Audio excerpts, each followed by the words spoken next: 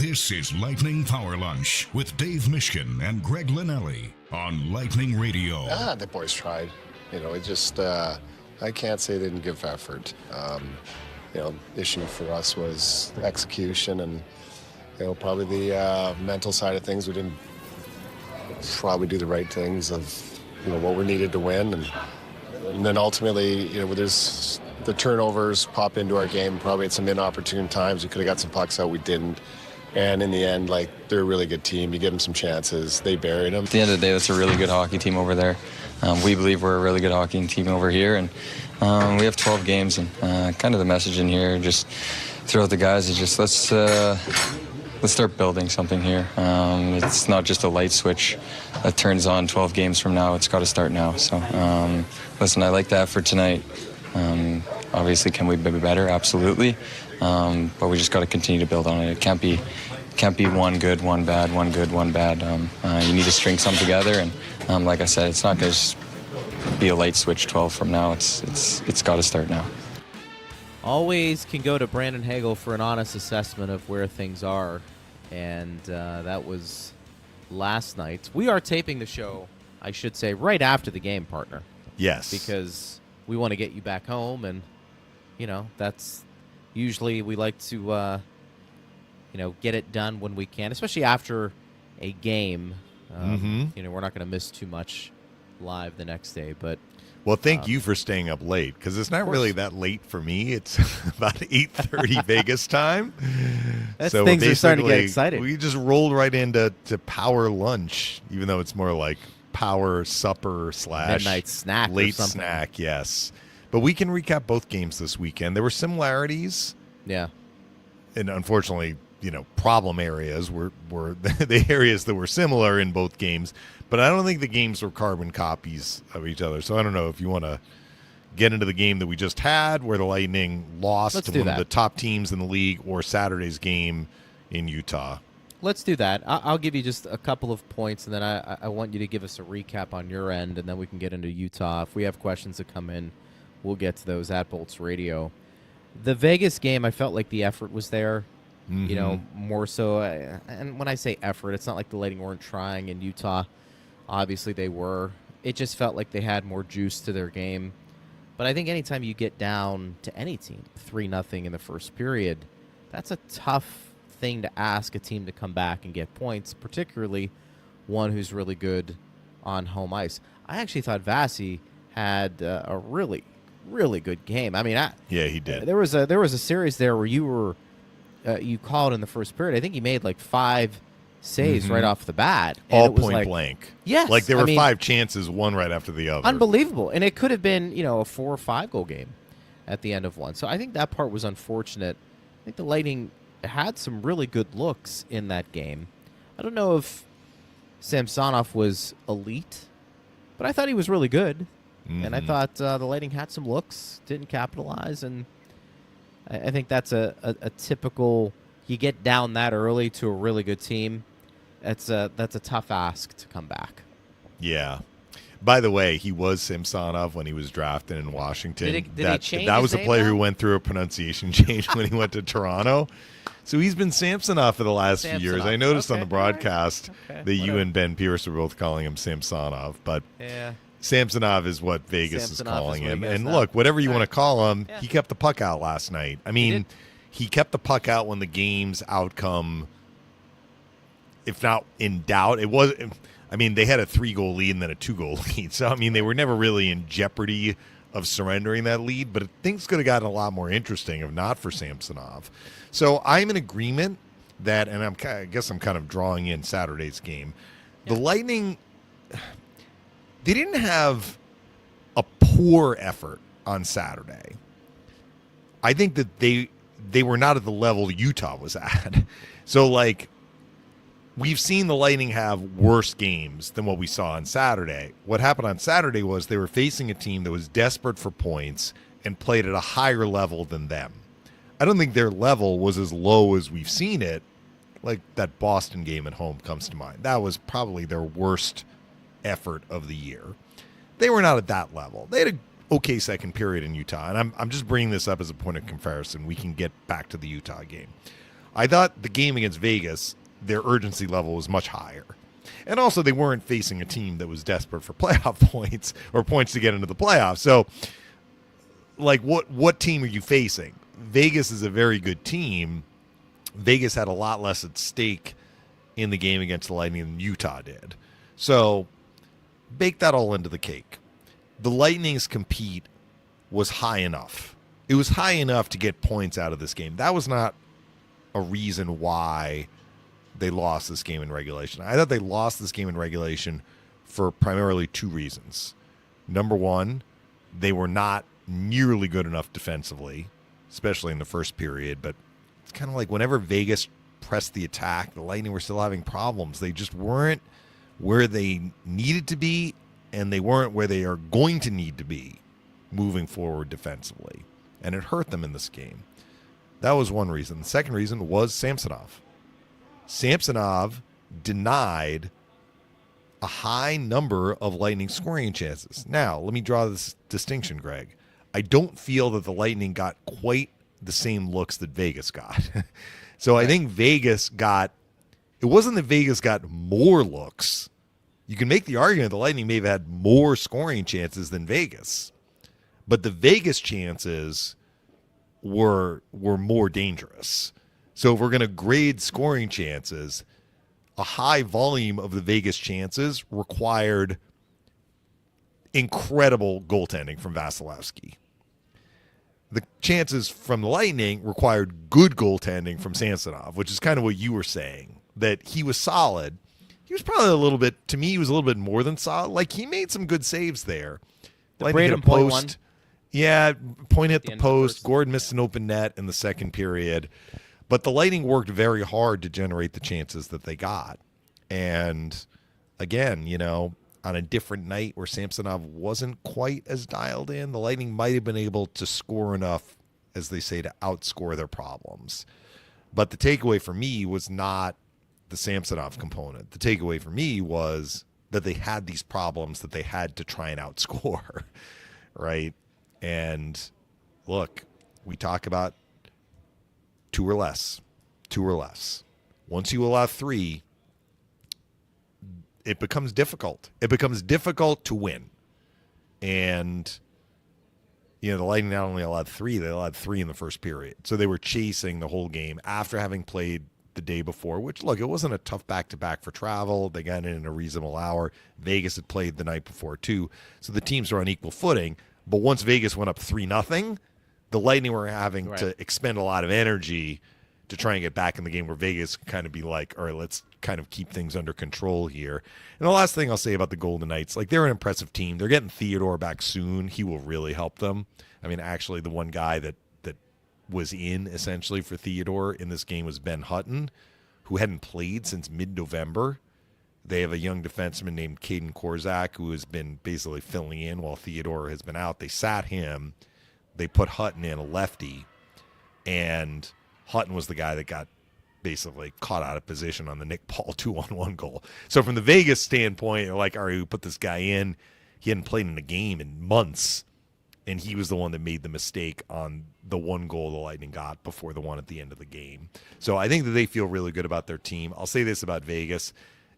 They kind of hung in there when they were up 3-0. I mean, the Lightning had some chances to get back in the game. They did make it 3-1, but when it was 3-1 going into the third, Vegas really kind of pushed back. I thought the Lightning, their quietest period offensively in terms of generating pressure and generating chances was the third, which they needed 2 to tie. Yeah. So that's a credit to Vegas. Like, they kind of were like, they're not getting back in this game. We are pressing on the gas here. We are going to kind of dictate play, red line in, red line in, red line in. They had some more scoring chances in the third. Vasi made 8 saves, and then they scored into the empty net. But his 8 saves in the third period, there were some difficult ones in there. He had to make a breakaway save on Hertl before Hertl got hurt. There was one on Eichel where Eichel broke in when Hedman had the puck skip over his stick. That was early in the third.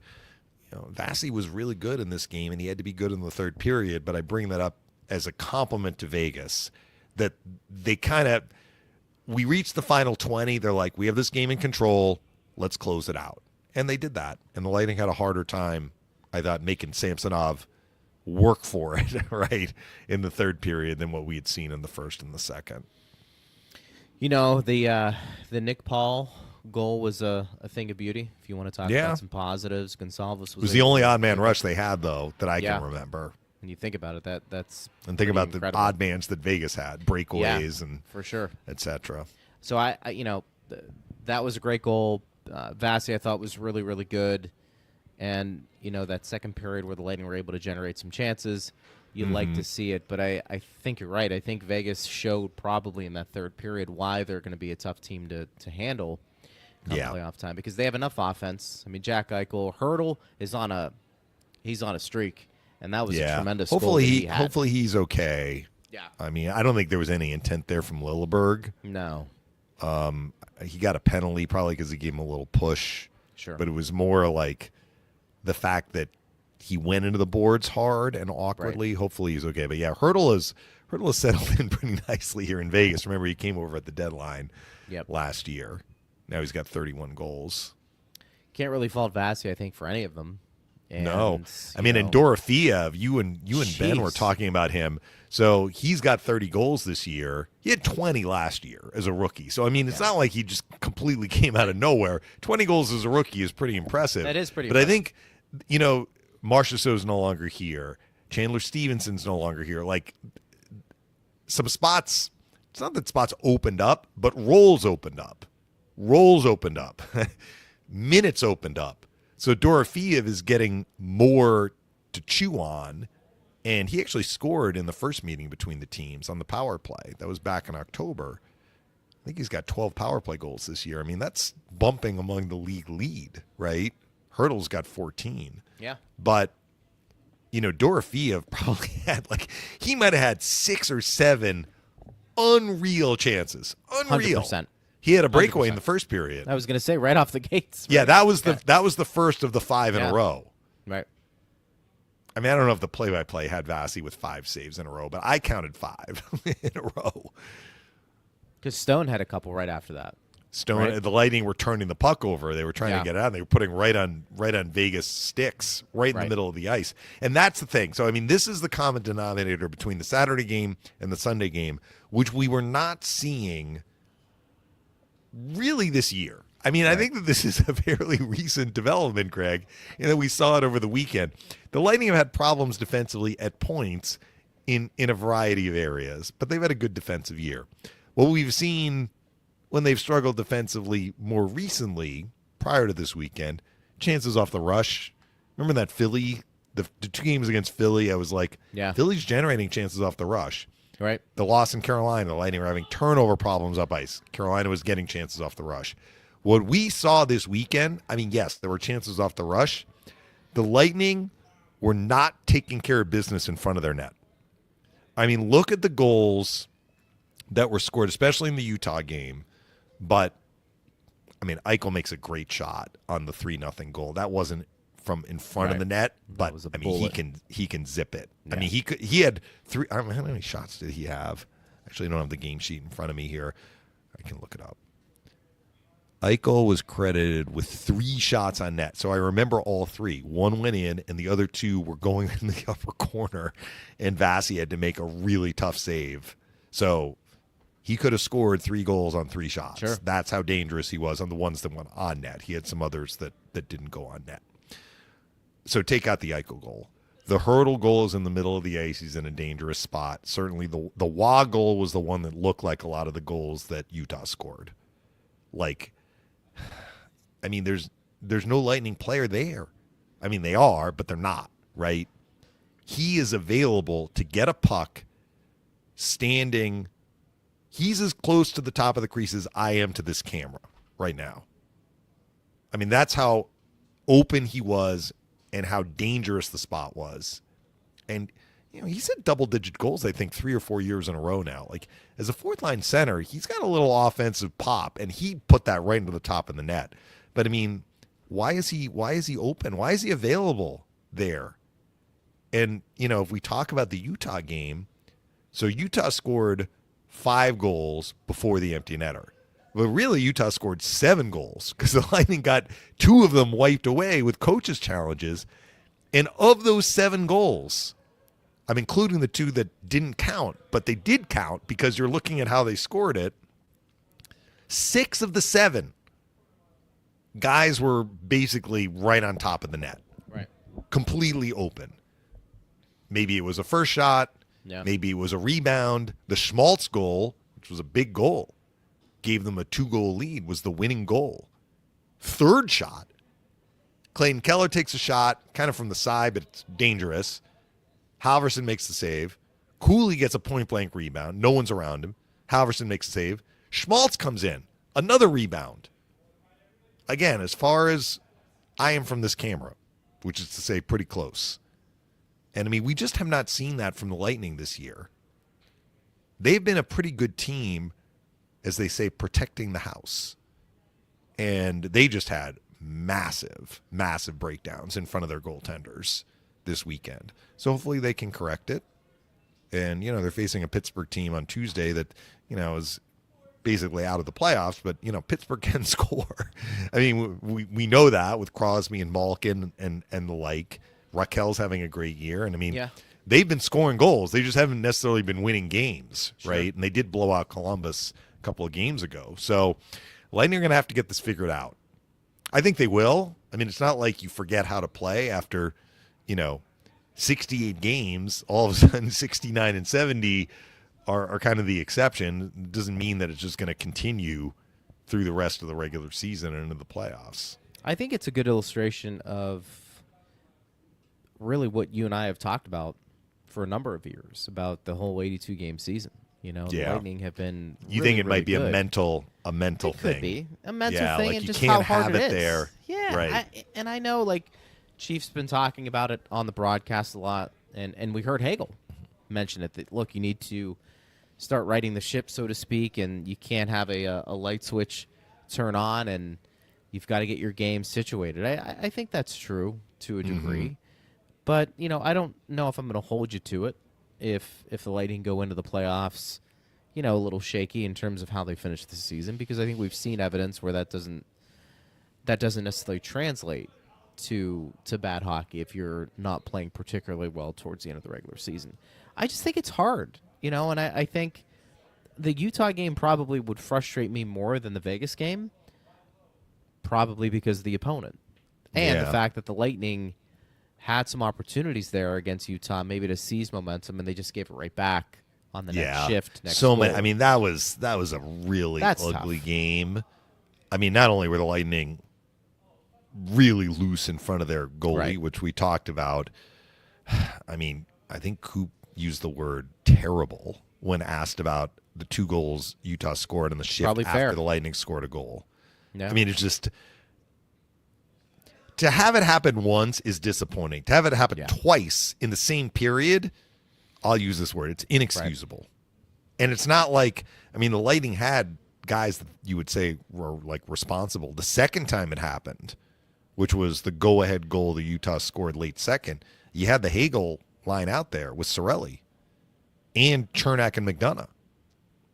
That was the Cooley tip. That was a beautiful tip. Yeah, but it was. Still, guy got position. That was the one goal that I didn't include. When I said they scored 6 of their 7, 2 were wiped out.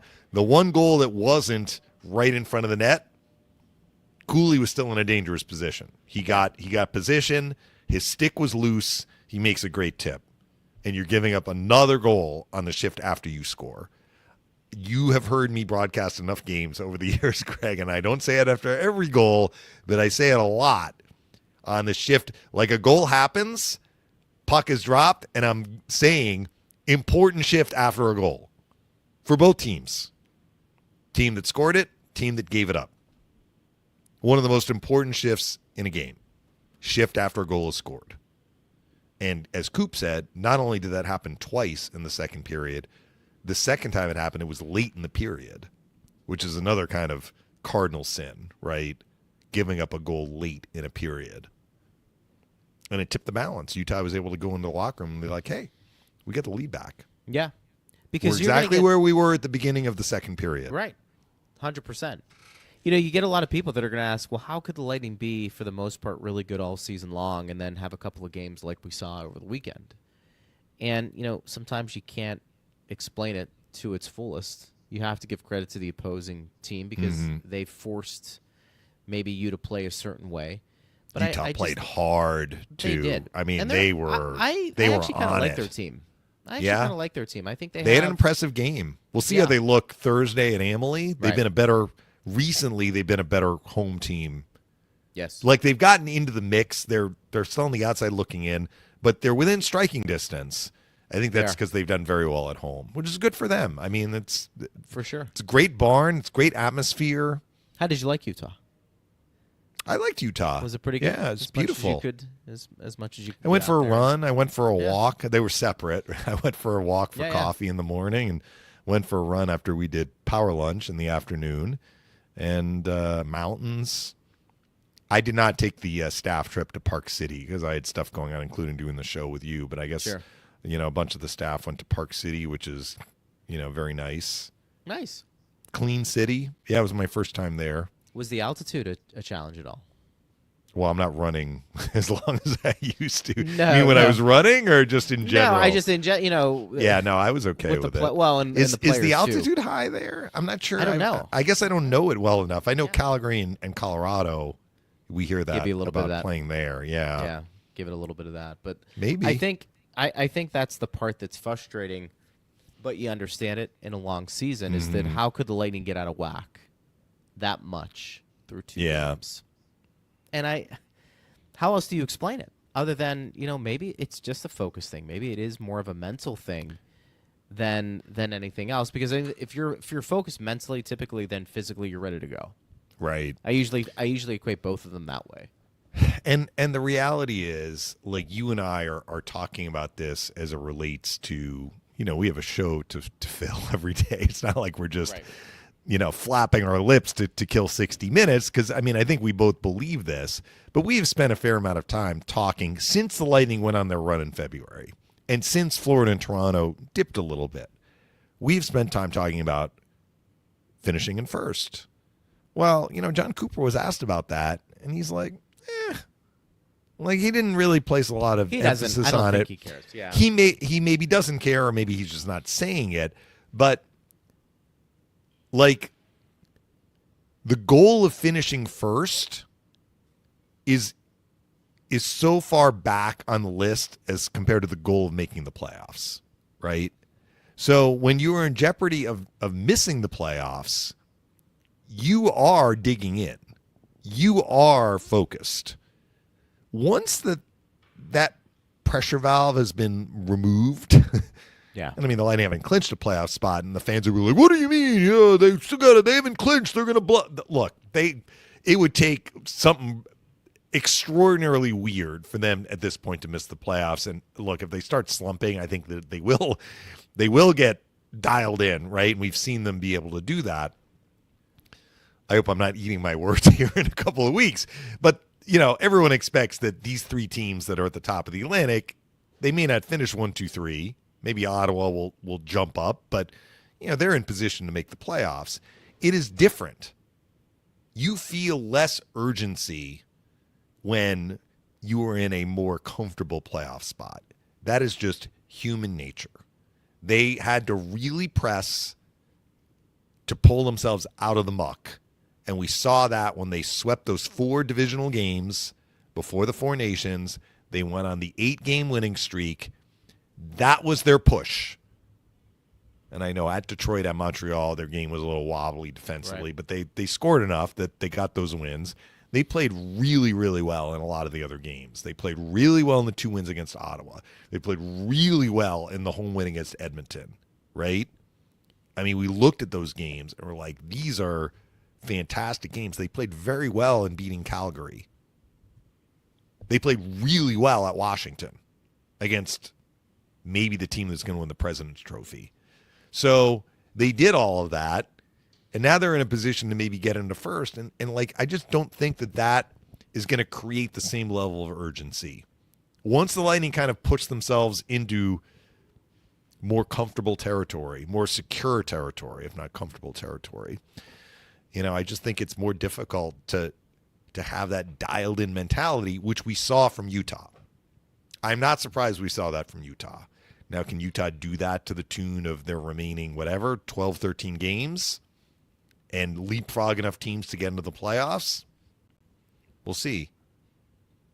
But for the Lightning, I think their goal is to try and get their game tuned up, which is what Hagel talked about, and try and finish as well as they can. But I think that's how you have leakiness seep into your game. When, mentally you're a little bit off. Their urgency level wasn't quite where it needed to be against Utah, against a team that was really digging in. And they were sloppy in the first period against Vegas. They tried. I mean, Coop's right, and you're right, too. I think their urgency level was higher. They just made a lot of mistakes. And it wasn't due to lack of effort against Vegas. I don't think so either. And I just thought Utah had more jump to their game. They did. And to their credit, they were able to capitalize.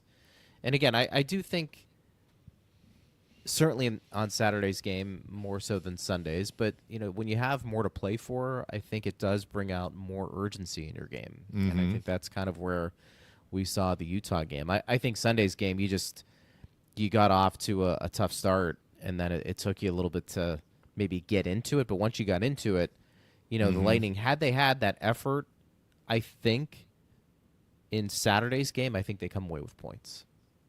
Yeah. I mean, look, they had success scoring goals in that game. Right. But this is not shocking. And the Lightning are not the only team in the NHL going through this. Now, people might look at Vegas and be like, Vegas is rolling right along. Well, yeah, but, Vegas recently had a road back-to-back where, they had a lead. They lost in Buffalo, one of the worst teams in the NHL, point-wise. And Buffalo just beat Winnipeg, right? Yeah. In Winnipeg. But for Vegas, they had a back-to-back afternoon game at Buffalo and then game at Detroit. I'm not sure if the game at Detroit was an afternoon game or not. But they blew a lead and lost in a shootout at Buffalo, and then they went to Detroit and lost 3-0. Detroit's way behind Vegas in the standings in terms of the point gap. So how did that happen? Well, then they came home and they kind of righted the ship, right? And they're scoring a bunch of goals, and they have all these hat tricks, which that streak ended against the Lightning, but they had 3 straight home games where a player had a hat trick. So they're scoring a lot. Things are rolling for them. But the Lightning are not the only team to be going through this. Why did the Lightning catch up to Florida and Toronto? How did that happen? Florida and Toronto aren't exactly like cranking out the wins game after game after game after game. Florida had a road trip of 2-4, and they were down by a goal going into the third period at home against Pittsburgh yesterday. Toronto has stumbled, right? Toronto's kind of like, win one, lose one, win one, lose one. It happens. Yeah. These teams don't have as much at stake based on the work that they've done to put themselves in a position soon to clinch a playoff spot. The story of the game on Saturday, at least from the Lightning's perspective, outside of, giving up a goal on the next shift after they scored, was Brandon Halverson getting an opportunity to start. And I know that was... Which is tied to Johansson going back home with some personal matters. So we wish him the best, whatever's going on. Yeah. Yeah, hopefully everything's okay there. But, Halverson, an opportunity to get his first career NHL start, and what a moment. People would ask, was that his first game? He had gotten into a game with the Rangers. And in relief. In relief, correct. But this was his opportunity. And, it's always kind of cool to see something like that happen. And he had worked really hard to get to this point. They all do when they get their first opportunity to start, especially at his age. But right. I don't know how to judge that game other than just I don't. He was know under siege.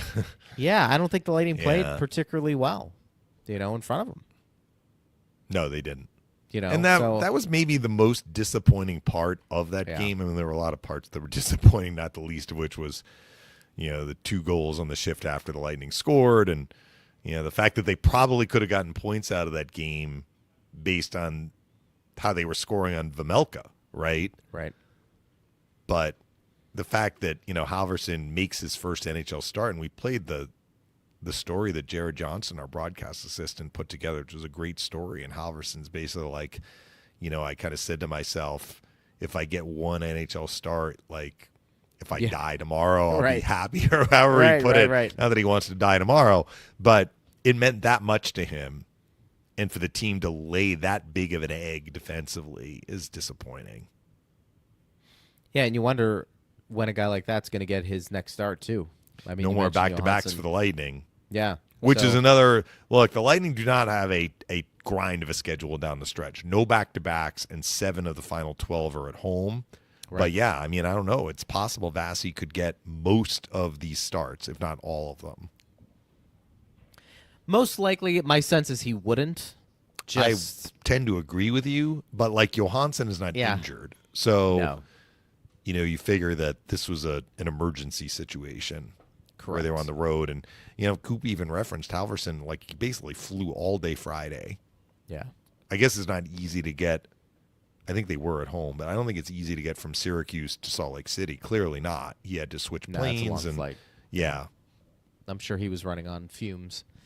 To a degree. But I think you're right. I think that's the story that you take from that game is that, man, who knows when a guy like that's going to get an opportunity to start again. And you hope he gets many more. But, this year and just the way things play out, you felt like, okay, here's your chance.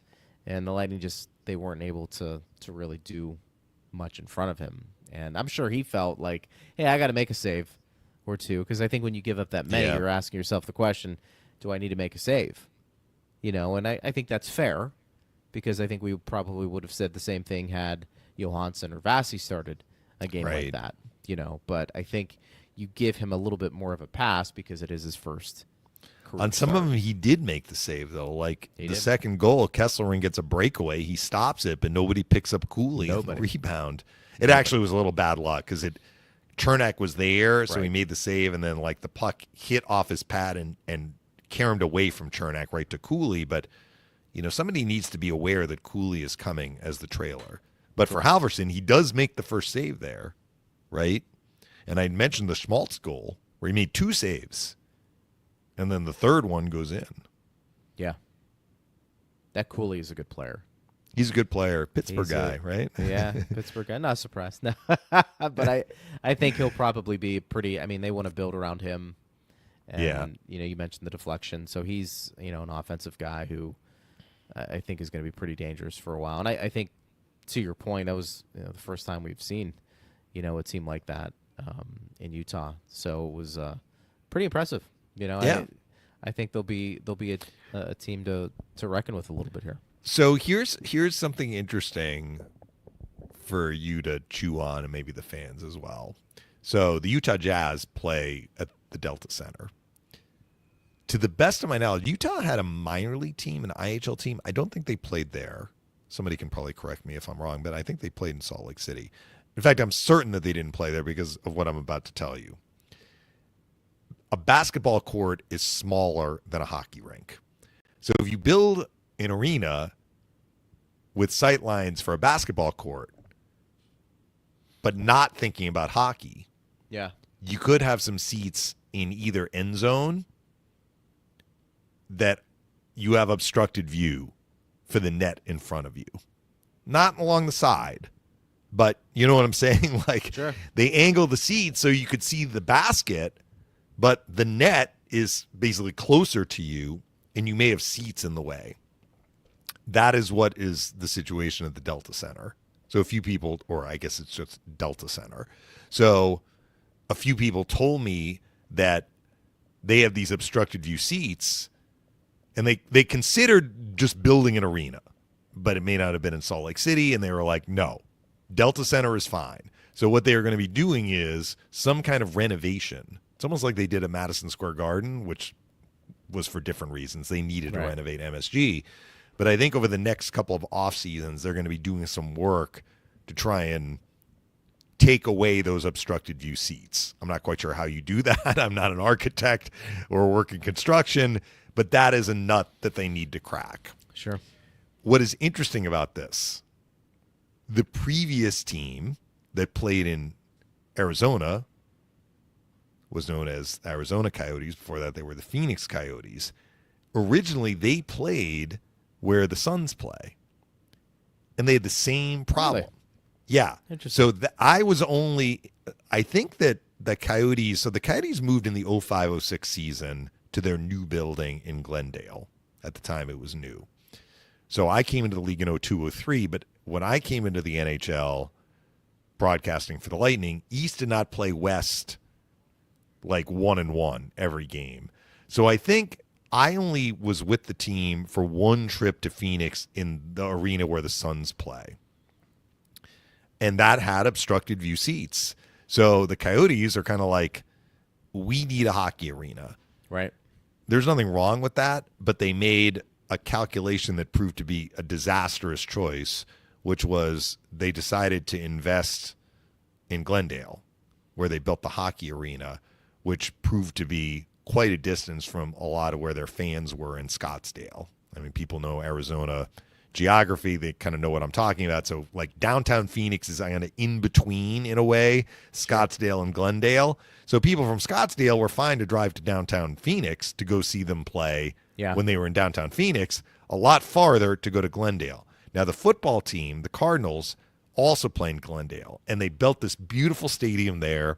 They were expecting that Glendale was going to basically, blossom as a very like bustling suburb of Phoenix because it was growing, right?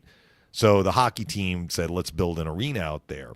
Well, there is a difference to go see an NFL team play. You're going 8 times a year, plus a preseason game or two, and you're usually going on a Sunday. Sure.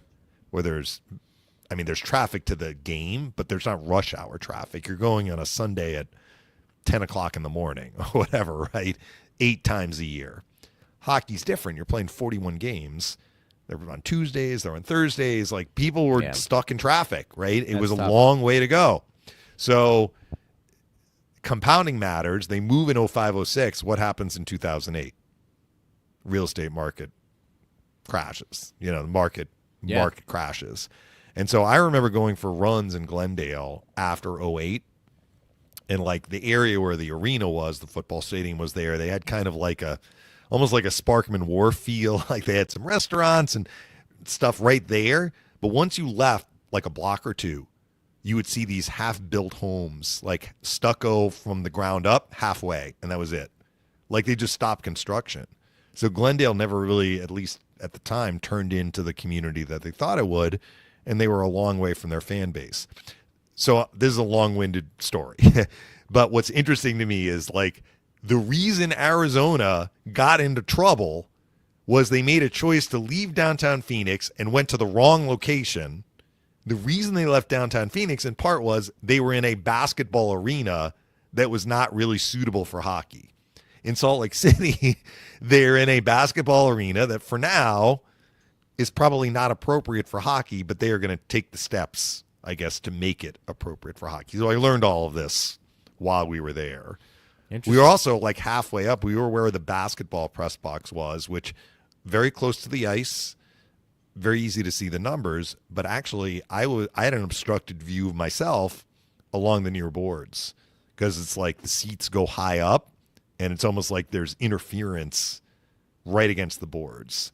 So that's a situation where it's almost like to see the full ice, you almost need to be higher so you're above it all. But that happens sometimes when you're closer to the ice. There have been a few arenas like that through the years. The old Meadowlands was like that in New Jersey.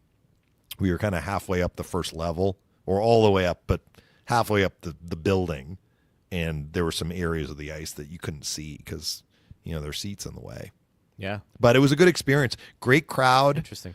Very enthusiastic. A lot of Lightning fans were there too. Yeah, which you I guess mentioned is typical. Yeah, I felt like you mentioned there were quite a few that made the. Yeah, maybe they just lived. And I was in the crowd, area. so a lot of them came up to me and said hello. Right. Oh, nice. Yeah, I mean, I was not in the crowd. Like I had a little table there with a plexiglass around me, but it did anybody have the book? book? Nobody came up to get a book signed. That would have been. Blind Squirrel has not penetrated the Salt Lake City market yet. Anyway, that was pretty good. Yeah. Did they do a tribute video for JJ Moser? No, so that's like weird. Right? So it's like so you've seen the game notes, right? Mm-hmm. Clearly you have. Like, they have the bios for all the players. Yeah. And part of in the game notes, like for this game, Lightning in Vegas, the Lightning players have their bio, and has, like, in their bio, they have for each individual player, they have the stats that year, they have career stats, and then they have stats against that opponent.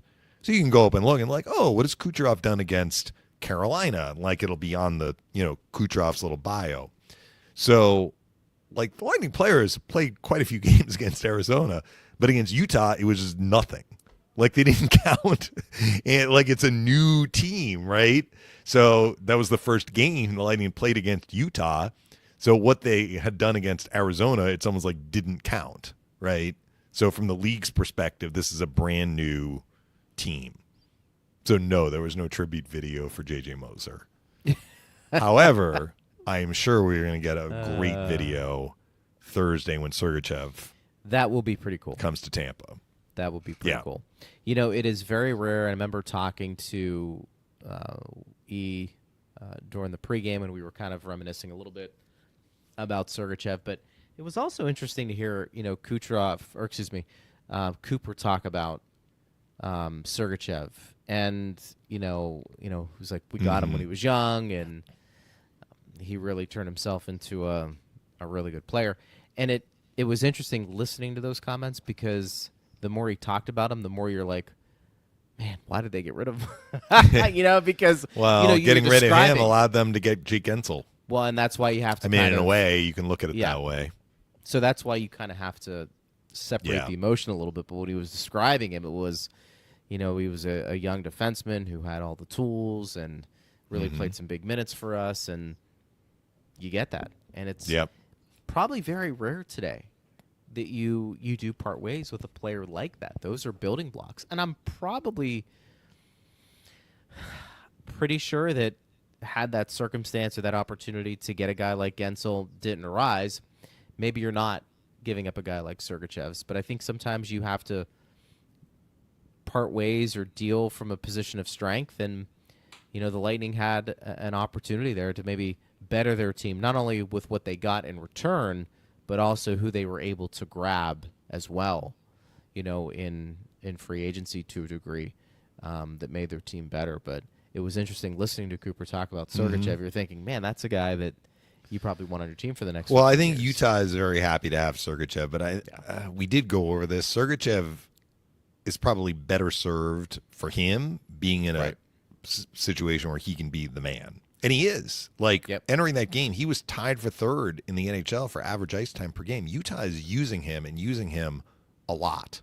Yeah. So I think the trade right now, we can say, has worked out for both teams, because J.J. Moser has filled a very good role for the Lightning, a different role than what Sergachev was filling. And they have Connor Geekie, who right now is in the minors, but certainly is a blue-chip prospect, where the Lightning want blue-chip prospects. Right. By the way, speaking of blue-chip prospects, Isaac Howard had quite the game for Michigan State in the Big Ten championship game. I think he had 4 points, and he scored the winning goal in double overtime. So, and they won 4-3. So unless I'm mistaken, he pointed in every goal, but for sure he scored the winner in double overtime. So he is having a fantastic junior season, and we'll see what happens when Michigan State either goes all the way to the end or gets eliminated earlier. We'll see what unfolds. I just want to say one thing about the West. And so St. Louis has gotten hot since the Four Nations. St. Louis is now in the playoff mix. I think that they've kind of been a middle-of-the-pack team for a few years now. And I think Jim Montgomery deserves credit for what he's done there, because they were kind of below the middle of the pack, and he came in, and they're playing better. But if I were to look at, outside of St. Louis, two teams to look for next year, no matter what happens this year, two teams that I think have served notice this year that they are ascending, and they're going to have to avoid the pitfall of the Detroit and the Buffalo situation in the East, where we're kind of like, oh, they're taking a step forward, and then they cease to take a step forward. Those two teams are Utah and Anaheim. There is no question Utah is in better shape in this first year in Salt Lake City than the franchise was in Arizona. And I'm not talking about all the other stuff. I'm just talking about their roster, right? They're getting there. Cooley's a little older. Clayton Keller is like in his mid to late 20s now. Feels like, he's still a young guy, but he's their captain. They've got Dylan Guenther. They've added Sergachev. I mean, we were impressed with them. I was impressed. You were impressed watching them play. And there's a reason why they are, a few points out of a playoff spot right now. Let's see if they can keep it going next year. And maybe the more surprising team is Anaheim. Because Anaheim is actually having a pretty good second half. Right.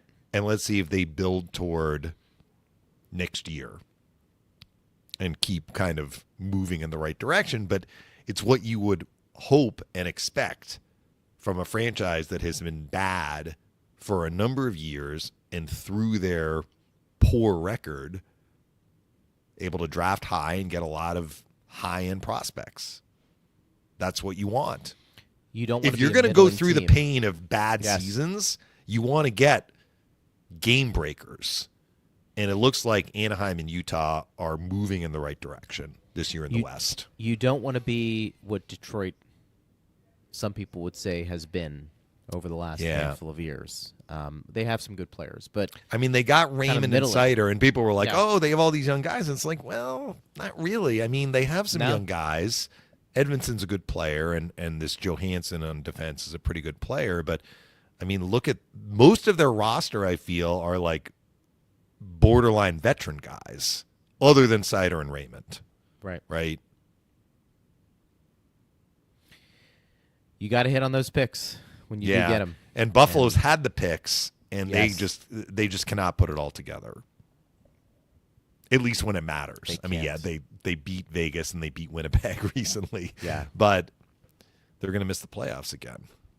Which is how many years? 14? Is that right? More than that? I think too many. 2011. I remember it was the Lightning. When the Lightning got to the conference final and lost to Boston, I remember we were in Pittsburgh for the start of the series against the Penguins, and we were out like it was a sponsored dinner or something. I was at a restaurant, and it was before Game 1, and they had Buffalo, and I think Buffalo played Philly. Buffalo and Philly were playing in a playoff series. That was the last, and Buffalo lost the series. I think they lost the series, but I think that was the last time the Sabres made the playoffs. That's a long time, 2011. Way. Boucher in his first year as head coach. That's how long it's been. I don't understand how it can go that long. I mean, I guess I can, but it is what it is at this point. It's interesting looking at the standings too after the game today, because the Panthers get an important win. It was in a Pittsburgh. shootout, though. Yeah. So if the Lightning can catch them, again, we look at that tiebreaker. What is that going to mean? But they did drop 2 points to Florida. So the Panthers have 89 points through 71, Toronto 87 through 70, and Tampa Bay 85 through 70. Yeah. Ottawa, continues to munch points, 7-2-1 in their last 10 partner. They're 79 points through 69 games. They've got that first wild card, but there is a little bit of distance between them and Tampa Bay. So that makes it tough with, how many games left? 12 games left for Tampa Bay. Yeah, so I actually saw some fans. All right, this is exactly what I was about to talk about. Steve just texted us, but people are like, what's the magic number? How do you figure out clinching a playoff spot? So the way to do it is you look at either the 9th place team, which in this case is the Rangers. Rangers have 74 points in 71 games. Steve is like, ding, ding. He's got you. He's telling me what I'm about to tell you. But thank you, Steve. In case I make a mistake, I'll read your text.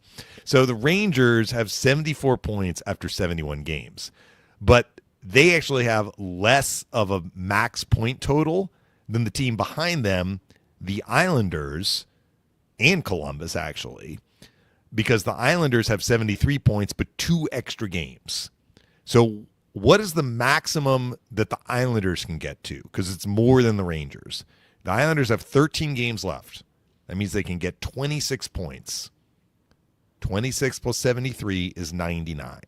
So if the Lightning can exceed 99 points, the Islanders will not be able to catch them, and nor will the Rangers, and the Lightning would clinch a playoff spot. But that's assuming that those teams get max point totals, which really isn't going to happen. So as Steve just texted, the magic number is 15 because the Lightning are at 85 points.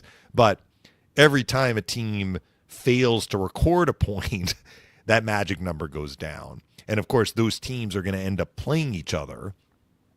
So somebody's surrendering points. And the other thing to keep in mind is, as it relates to the Lightning, yeah, that's just the math for the Lightning. But it's not just that, let's say, the Islanders would have to overtake the Lightning. All the other teams behind the Lightning would have to overtake the Lightning, too, for the Lightning to fall into 9th place, basically. That's why, I mean, let's be honest, they're going to make the playoffs. I think that most people understand that. It's just until you have that X next to your name, there's a little bit of uneasiness. But, yeah, that's how you can look at it. And the games played gap makes it a little bit more complicated because the 9th place team, actually, the Rangers have, fewer available points remaining to them than a couple of teams behind them. But that's how you can do the math. Who's our buddy from NHL.com that we start looking at X? Yeah, he stopped doing it, though. Damian Echeverrieta, he's Why? in the player safety department, but he used to have this really cool grid of, what he called the tragic number, which is not the magic number, the tragic number for the teams that are trying to get in and how many points when that number goes to 0, they're eliminated. That was always fun to watch. It was fun because they could have the whole schedule on there on the grid. Do you think somebody will pick it up with him? Is this? I don't know. Is this new? Maybe the NHL makes it available, but it's not on X anymore. So I feel like we have to petition. You need to the write league. him an email and be like, I'll hey. say we should have had him on the show. He actually used to start it after the trade deadline, I think. And I mean, Really? we're well past the trade deadline now, so. That's interesting. That was always a nice little thing to follow because I think you told me about it. And then I started to follow it. And I was like, this is pretty neat.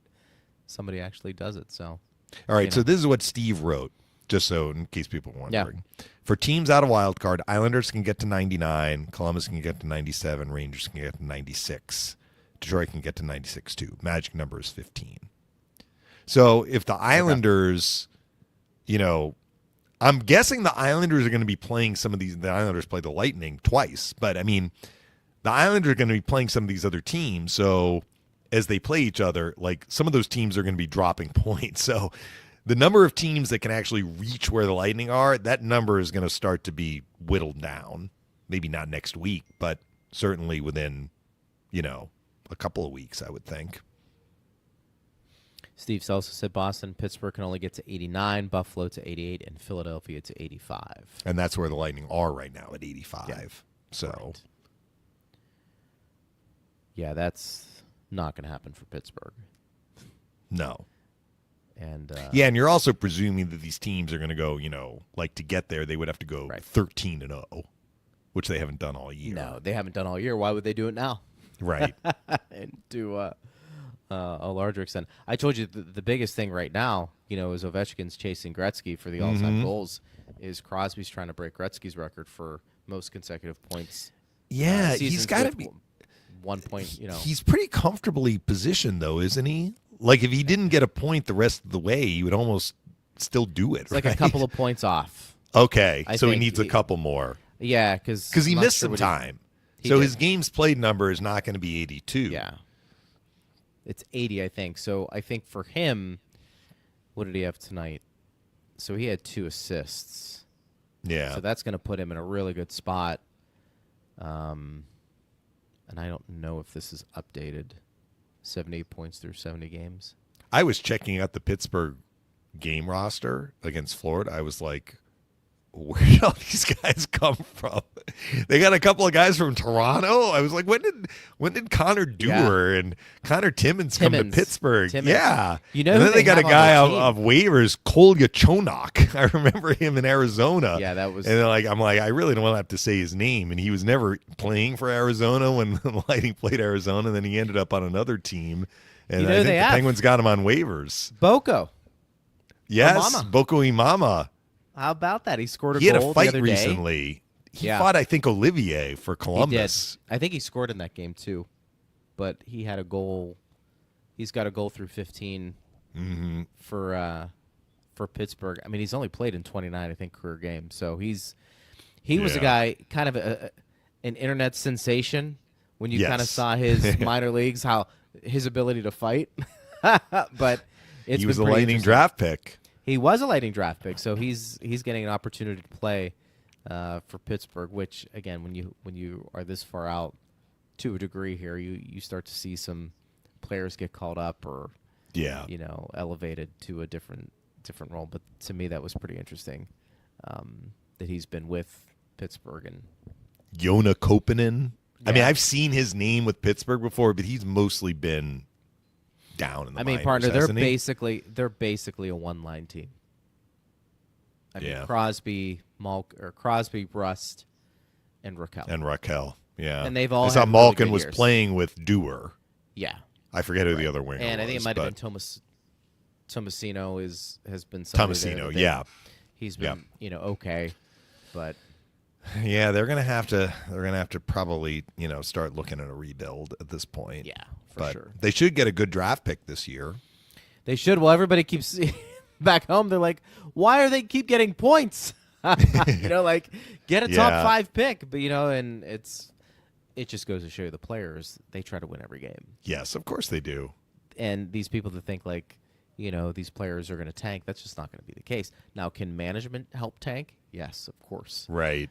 They can. I've actually heard from players after the fact, like when they've retired, basically, and they're saying this, like a player that actually goes into a game half speed is more likely to be injured. That's fair. Like, if you're gonna like lollygag through a game, you could get hurt. That's not coming from me. That's coming from players who've been in that situation. And they're just wired differently. If you're playing in the major leagues, I don't know how you tank a game. You work too hard to get there. You play your hardest. Right? Yeah. You work too hard to get there. You're going to have off nights. Yeah. You're going to have it when like it's just not happening for you. And I don't think that happens to every team and every player at some point. Sure. But intentionally going in playing half speed, like not trying your hardest. I know there are some games where like their effort level wasn't there, but I mean they're still trying. They're just not elevating their effort. That's the difference. For sure. Well, the Lightning need to elevate their play on Tuesday. Yes. Pittsburgh is tricky because, like we just mentioned, their roster may be a one-line team, but they kind of play loose, right? I mean, if the Lightning are going to be giving up open looks in front of the net, that'll be a problem. If Crosby is out there and Raquel. Yeah, I mean, Crosby's still a really good player. I mean, you talk about how many years he's been in the league, and you take a look at how many points he's going to finish with. He's still, from a points per game perspective, right up there with a lot of players who are in their prime. Have they gotten a little bit of a jolt from the guys they acquired at the trade deadline? I think they have, but it's a team still that is very flawed defensively.